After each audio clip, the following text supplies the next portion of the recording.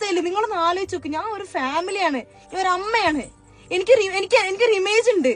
അതാണ് നിങ്ങൾ ഇല്ലാണ്ടാക്കുന്നത്. ഇപ്പൊ കുറച്ച് ദിവസമായിട്ട് ഞങ്ങൾ ഇടുന്ന എല്ലാ വീഡിയോയുടെ അടിയിലും വരുന്ന ഒരു കമന്റ് ആണ് ലീക്ക്ഡ്.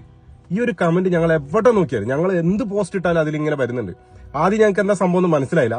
അവസാനം അത് ചുറ്റിക്കറങ്ങി ഞങ്ങളുടെ കയ്യിൽ എത്തിയപ്പോ ലീക്കായ ഒരു ഫോട്ടോ അത് ആദ്യം ഞാൻ കാണിച്ചു തരാം. അത് ആദ്യം ഒന്ന് കാണിച്ചു. അതെ, ഞങ്ങളത് ഒളിച്ചും പാത്തും കൊണ്ടു നടന്ന ഫോട്ടോ ഒന്നുമല്ല. അത് ആദ്യം കാണിച്ചു തരാം. ഇത് എന്റെ ഇൻസ്റ്റ ഐ ഡി ആണ് കേട്ടോ, ഞാൻ യൂസ് ചെയ്യുന്ന ഇൻസ്റ്റ ഐ ഡി ആണ് ഈ ഫോട്ടോ. ഇതൊരു ഫോട്ടോയാണ്.